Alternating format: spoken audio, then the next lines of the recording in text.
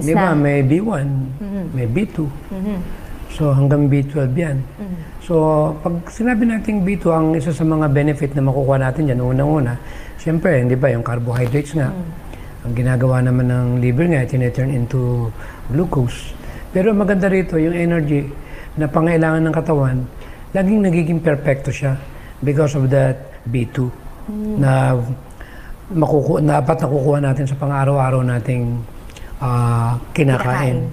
Ang tanong nga nung iba ay, sa anong source na mapagkukunan natin ito? Nabanggit ko kanina, yung brown rice. Na huwag namang paputiin ng todo.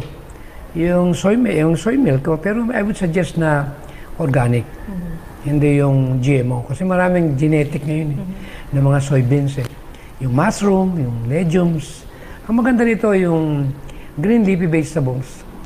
Ay meron ding dito yan. Kaya nga kalabaw yun lang kinakain Pero ang lakas nila doon, bakit ang lakas ng katawan? Katulad ng whole grain products, asparagus, spinach. Ito yung mga bagay na nakakatulong unang-una sa metabolism natin, kung paano yung pagkain ay ma-turn into energy, lalo na yung sa skin, yung mga collagen na yan. Kaya yung aging, madali nating naagapan na mag-take place. Kasi siyempre, pag nakikita na maganda yung balat mo, nakita yung active ka, nagagawa mo yung karamihan ginagawa ng mga kabataan, ibig sabihin lang nito, isang paalala na malusog ka. It means you are getting sufficient amount of those kinds of vitamins na siya nagbo-boost ng ating blood, yung oxygenation, nagpo-protect ng ating pampalakas ng ating panunaw. At napakaganda rin ito sa mga bumababa yung blood count nila na merong kakainan para ma-maintain natin talaga yung quality ng dugo. At napakaganda rin itong part ng antioxidant.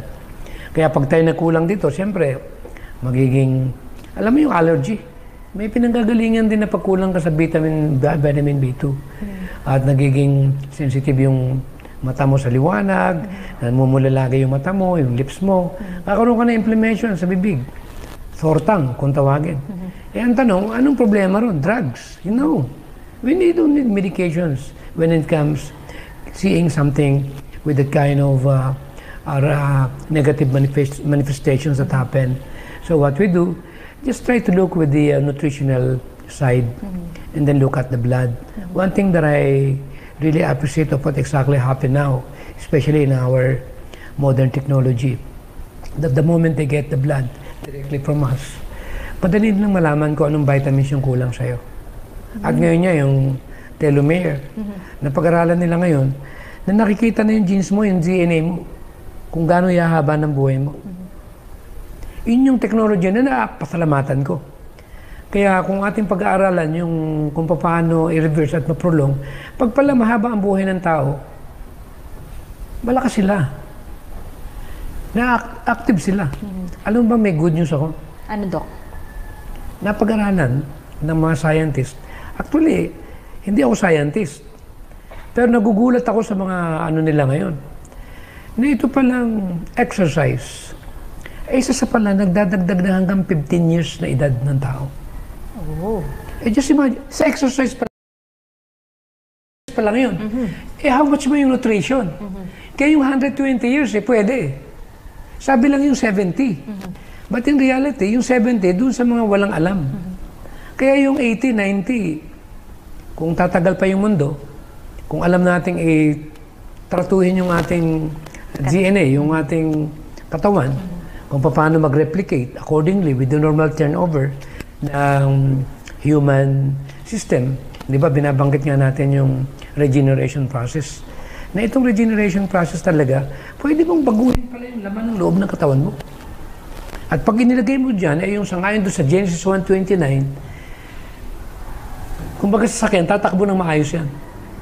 Pero kung ano-ano yung pinaglalagay mo, at yung 8 laws of health, nilalabanan mo, baka tumirik yung sasakyan. titirik talaga yung katawan mo. Kaya marami yung tumitirik. But anyway, napakagandang discussion talaga yung mga nutrients na yan. Yan, may mga B1, B2, B3. Ang B3 naman, nakakatulong yun talaga na mag-convert ng pagkain into glucose. So dito na nagtatali-tali na yung tinatawag na hindi nahihirapan ng pancreas. Kasi insulin enzyme, siyempre, kailangan din yan ng B3 para mabilis na ma-turn into sa energy level. Up to the cellular level, we are talking about directly with the down level of the cellular system. The same thing on how we treat cancer.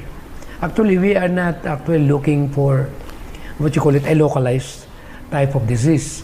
The moment we look at the person who developed that kind of dreaded disease, especially cancer, actually the problem is in the cellular level, the DNA itself. That's why if we consider nutritional area or nutritional part, we'll find out that we have to deal directly, accordingly, with that problem. Kunyari, may cancer ka, ang dapat kakainin mo ay yung pang-DNA diet, yung pang-cellular diet. Para makayanan ng katawan mo na handlein.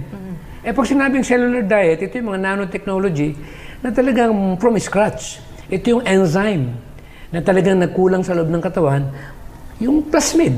Alam naman natin yung plasmid, hindi po pwedeng makapasok yung vitamins C na yan, yung B vitamins na yan, lahat mo ng mga essential amino acid na yan, essential minerals and so on, hindi pwede makapasok yan kung walang plasmid. And we are talking about codependency in kay tapestry or what you call it enzymatic therapy. And that is the, what you call it, normal nutritional advice with people who are educating people in the area of what you call it, health reform. Ang ganda nun, Dok, no? Kasi sa ating pong mga... Isa sa mga sakit ng tao ngayon, yung chronic fatigue syndrome. Na kung pag-aaralan natin yung pinanggagalingan nito, ay magugulat tayo. Anong ginagawa pag nagkaroon ka ng chronic fatigue syndrome? May mabibili ka ngayon na tinatawag na energy booster. Nilalagay nila ng steroid. Kung ano-ano yung mga okay, inom ng maraming kape. Dahil stimulating kasi. O inom ng mga... Ayoko nang banggitin kung ano man itong mga nabibiling ito. Pero ang tanong, ang problema pala ay kulang sa B3. Para yung energy level mo na dapat i-produce ng katawan mo, ay makuha niya sa ngayon doon sa pangailangan na hinihingi niya. So instead of energy drinks, Dok, ano dapat ang tinitake ng ating mga manonood? O, dapat kumain na tayo ng mga pagkain mayaman sa B vitamins. Dahil nakakatulong yan to metabolize the food that we eat. And at the same time, yung kombinasyon ng kung tawagin niya natin mga nutritional material na required ng body, pag nagsama-sama ito, talaga binibigay yung energy na kailangan ng tao. Di ba? Sa game changer. Bakit? Yung pinakamalakas na tao sa buong mundo, vegetarian. Tapos meron silang test na ginawa. Yung pinakain ng flesh food overnight, during that night, at pinakain ng vegetarian, nung chinek yung dugo nila, makikita naman nila sa internet Nung chinek yung dugo, cloudy. Kitang-kita, pinatunay, pinaliwanag isa-isa kung anong ibig sabihin nun. Pinakita, mahina yung katawan ng kumain ng karne. At yung kumain ng natural,